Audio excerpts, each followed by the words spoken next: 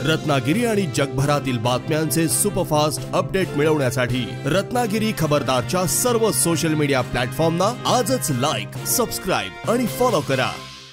मंत्री म्हणून काय लोटे MIDCच्या संदर्भात जो स्फोट झाला त्याच्या संदर्भात जिल्हाधिकाऱ्यांना अध्यक्ष करून एक समिती नेमलेली आहे की त्याच्यामध्ये जो स्फोट झाला त्याचं कारण काय, निष्काळजीपणा झाला आहे की नाही। त्याच्यामध्ये स्वतः RDC आहेत, तिथले प्रांत अधिकारी आहेत आणि पोल्युशन बोर्डाचे तिथले अधिकारी आहेत। असं आपल्याला एक 8-15 दिवसामध्ये अहवाल देतील आणि कशामुळे नक्की स्फोट झाला हे चित्र आपल्यासमोर येईल। परंतु केमिकल झोन असल्यामुळं केमिकलच्याच मुळं हा स्फोट झालेला ही प्राथमिक माहिती मला देण्यात आलेली आहे।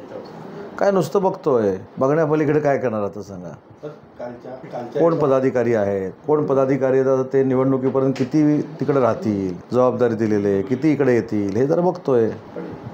आणि कितीही पदाधिकारी नेमले तरी मी दाव्यानिशी सांगतो की स्थानिक स्वराज्य संस्थांच्या निवडणुका ज्यावेळी होतील ते मुंबई महानगरपालिकेपासून महाराष्ट्रातल्या सगळ्या नगरपालिका थेट रत्नागिरीपर्यंतच्या या सगळ्या महायुतीने जिंकलेल्या आपल्याला दिसतील।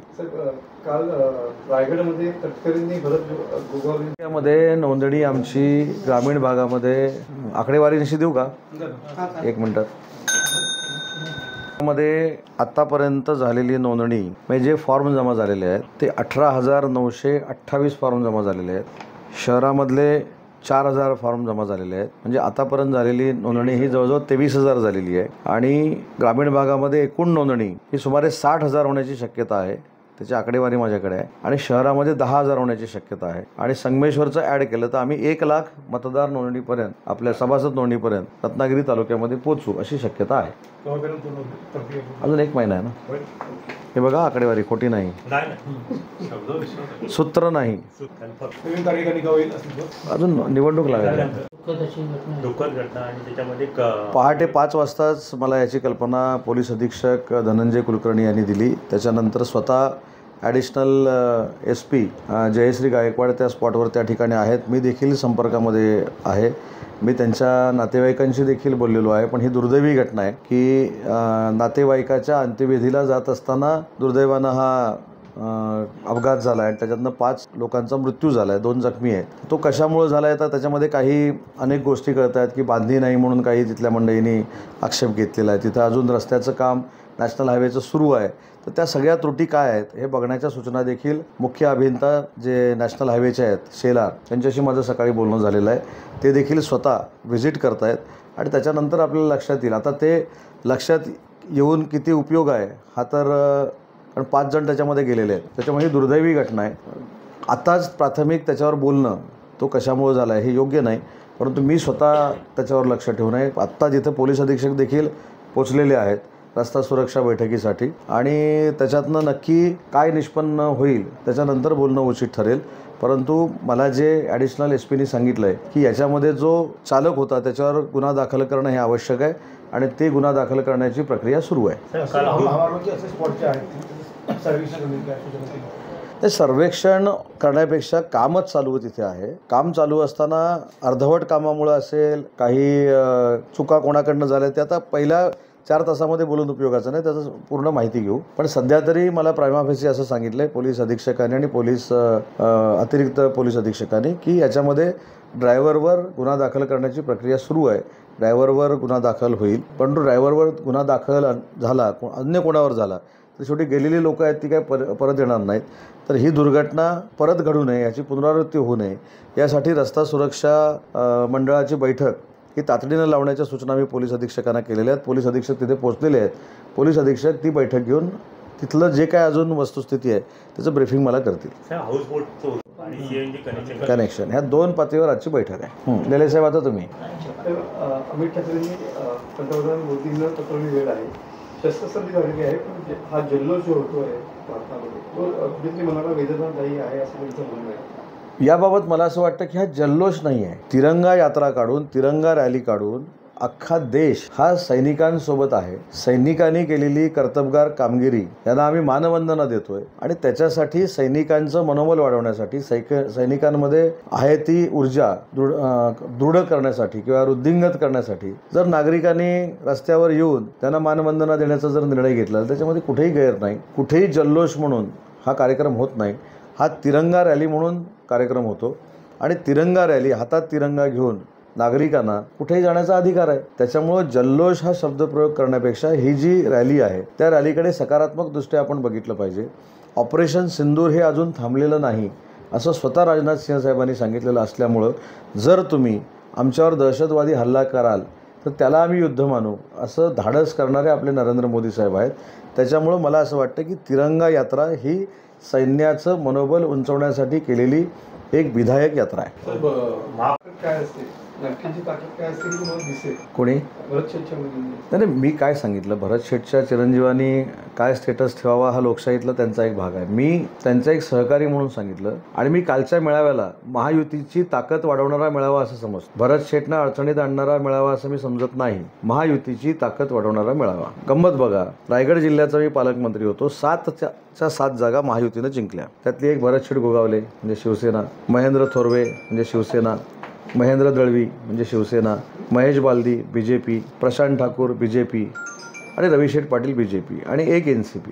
त्याच्यामुळे आमची महायुतीची प्रचंड ताकद आहे. ती वाढवण्यामध्ये आता स्नेहलताई जगतापांना घेऊन त्याच्यामध्ये ती वाढ झालेली आहे.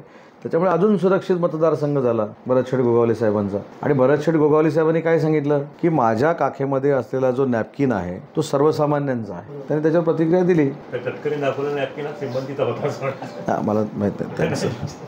सदस्य प्रकारचे एक आपण पर्यटनाच्या भाट्यामध्ये हाऊसबोट टर्मिनल करता येईल का ही पाहणी आपण करतोय. आणि अजून 5 हाऊसबोट जर बचत गटाच्या माध्यमातून भाट्यामध्ये आल्या तर एक अतिशय निसर्गरम्य पर्यटनाचं ठिकाण हे रत्नागिरीमध्ये होईल. आणि बचत गटाच्या माध्यमातून हाऊसबोट चालवणारा रत्नागिरी जिल्हा हा महाराष्ट्रातला पहिला जिल्हा असेल. जसे आता 2 हाऊसबोट बचत गटच चालवत आहेत. आता दुपारी महानगर गॅसवाल्यांची बैठक बोलवली आहे ना, तर लोकांच्या अनेक तक्रारी आहेत. पैसे भरून त्याला कनेक्शन मिळालं नाही, नंतर तुमच्या CNGचा प्रॉब्लेम आहे. काय बैठक होईल? CNGच्या प्रॉब्लेमसाठी आणि महानगर गॅसच्या नागरिकांच्या ज्या अडीअडचणी आहेत त्याच्यासाठीच आज मी बैठक बोलवलेली आहे. या बैठकीमध्ये सगळ्यात महत्त्वाचा जो मुद्दा आहे की पावसाच्या अगोदर काही ठिकाणी रस्ते त्यांनी खणून ठेवलेले आहेत आणि ते डागडुजी ते करू शकलेले नाहीत. काही ठिकाणी वर पाईपलाईन टाकून ठेवलेली आहे रस्त्याच्या वर. त्याचं नक्की ते काय करणार आहेत. आणि अजून जो काय 10-12 दिवसाचा मान्सूनपूर्व आम्हाला पिरियड मिळतो आहे त्याच्यामध्ये तातडीनं ही कामं केली पाहिजेत यासाठी मी सूचना त्यांना देणार आहे. आणि दुसरी महत्त्वाची गोष्ट की CNGचं जे शॉर्टेज असल्यासारखं दिसतं, आता खरं आहे की नाही याची खात्री देखील आज मी करून घेणार आहे. बऱ्याचशा वेळेला या CNG शॉर्टेजमुळे वादावादी देखील झालेल्या आहेत आणि जवळपास 2-3 किलोमीटर रांगा असतात.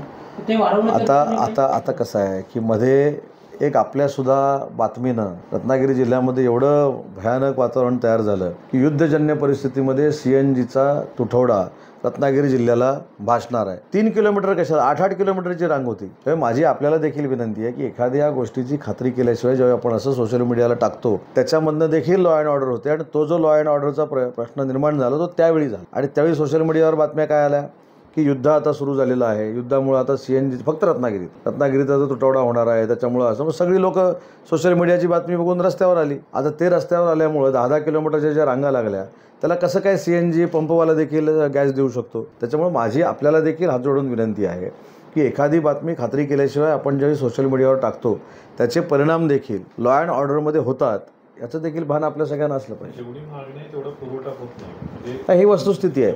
जेवढी मागणी आहे तेवढा पुरवठा होत नाही ही वस्तुस्थिती निश्चित आहे. परंतु ती 10 किलोमीटर रांगांची नाही, ती 1 किलोमीटर 2 किलोमीटर रांगांपुरतं. स्टेशन वाढवलं 1 किलोमीटर तेच गुणिले 3 चाललंय सगळं 1 किलोमीटर. पण त्यावेळी मात्र 7-8 किलोमीटरची रांग लागली. याचं कारण सगळ्यांनाच वाटलं आता दुसऱ्या दिवशी सकाळपासून CNGच संपणार आहे. त्याच्यामुळे असं देखील होऊ नये याची दक्षता. नवीन आणखी स्टेशन सुरू करण्यासाठी पण त्यांना म्हणजे ते महानगर नाही, आज मी त्यांच्याशी बोलणार आहे. नक्की त्यांची स्ट्रॅटेजी काय आहे. खांद्यावर रुमाल टाकून हात जोडून ते पण भरत शेठ गोगावलेंचा रुमाल खांद्यावर नसतो. भरत शेठ गोगावलेंचा नॅपकिन हा गेली वर्षानुवर्ष काखेत असतो. त्याच्यामुळे मला असं वाटत नाही की त्यांनी भरत गोगावले साहेबांची नक्कल केली. आता मला शोधावं लागेल की खांद्यावर नॅपकिन टाकणारा नेता कोण आहे. रायगडचं पालकमंत्रीपद आपल्याकडे होतं. असं असताना एक अजितदादांना आणून तिथे शक्ती म्हणून करून कुठेतरी शिवसेनेला शिव देण्याचा प्रयत्न किंवा शिवसेना त्या दृष्टीने कसं. भरत शेठ गोगावले हे सर्वसामान्य लोकांचं एक फार मोठं नेतृत्व आहे. भरत शेठ गोगावलेंच्या समोर अनंत अडचणी त्यांच्या 25 वर्षाच्या राजकीय कारकिर्दीमध्ये आल्या, तरी देखील ते जिंकलेले आहेत. आणि आज त्यांचा एक सहकारी म्हणून त्यांच्याबद्दल मला नितांत अभिमान आहे. एक सर्वसामान्य कुटुंबातला माणूस, कसलीही राजकीय पार्श्वभूमी नसलेला माणूस, वंदनीय बाळासाहेबांच्या नेतृत्वामुळे राज्याचा कॅबिनेट मंत्री होतो. मला असं वाटतं हे कोकणातल्या शेतकरी कुटुंबाला अभिमान वाटावा असं नेतृत्व आहे. त्याच्या पलीकडे मला दुसरं काही सांगायचं नाही. आणि अजून किती निवडणुका जरी झाल्या तरी भरत शेठ गोगावलेच तिथून निवडून येणार, ही काळ्या दगडावरची भगवी रेघ आहे. पालकमंत्री पदाचा काय त्यांचा तिढा तो तिढा सोडवण्याची जबाबदारी माननीय देवेंद्रजी फडणवीस, माननीय एकनाथजी शिंदे आणि अजितदादांची आहे. ते लवकरात लवकर सोडवतील. कालच्या नकलेवरून कुठेतरी शिवसेना आणि राष्ट्रवादीमध्ये परत एकदा काय वादाची होते का? नाही, कसली वादाची? बघा, प्रत्येकानं लावून घेण्यासारखं आहे. आमचे भरत शेठ कॉन्फिडंटली, आत्मविश्वासानं त्यांचा नॅपकिन आहे तो खांद्यामध्ये ठेवतात आणि काखेमध्ये ठेवतात. आणि त्यांची वर्षानुवर्षाची एक वेगळी स्टाईल आहे. रांगडा आमचा रायगडचा नेता भरत शेठ गोगावले आहे आणि भरत शेठ गोगावलेंची नक्कल त्यांनी केली असं मी मानत नाही. कारण भरत शेठ गोगावले असा कधी नॅपकिन टाकतच नाही. भरत शेठ गोगावले कसा नॅपकिन ठेवतात तर मला सगळ्यांना माहिती आहे आणि तो आत्मविश्वासाचा नॅपकिन आहे असं मला वाटतं. भरत शेठच्या बाबतीमध्ये तुम्ही जो मला प्रश्न विचारला की त्याच्यामध्ये अजून काय परिणाम, भरत शेठ गोगावले स्वतःहून जितके वेळ निवडणूक लढवू इच्छितात तितका वेळ भरत शेठ गोगावलेच निवडून येणार. ही पुन्हा एकदा सांगतो की काळ्या दगडावरची भगवी रेघ आहे. त्या मतदारसंघात कोणी किती शक्तीप्रदर्शन केलं मी असं म्हणत, शक्ती प्रदर्शन हे महायुतीचं होतं. त्यांनी राष्ट्रवादी काँग्रेसचं पर्सनल घेतलं, पण राष्ट्रवादी काँग्रेस पार्टी महायुतीत आहे ना. त्यांना धन्यवाद दिले पाहिजे. त्यांनी भरत शेठ गोगावले साहेबांची ताकद वाढवली महायुतीतली. मी असं म्हणत नाही. मी मोठ्या नेत्याबद्दल कसं बोलू शकतो? तुम्ही बोलू शकता. किशोर मोरे साहेब मला असं म्हणाले की राष्ट्रवादी काँग्रेस पार्टीचा मेळावा झाला अजितदादांच्या, हा भरत शेठ गोगावलेंना शह आहे का? नाही.